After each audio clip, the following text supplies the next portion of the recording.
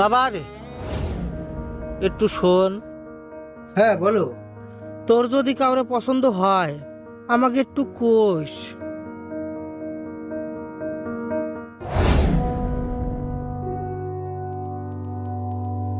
এ বাবু, হ্যাঁ বলো।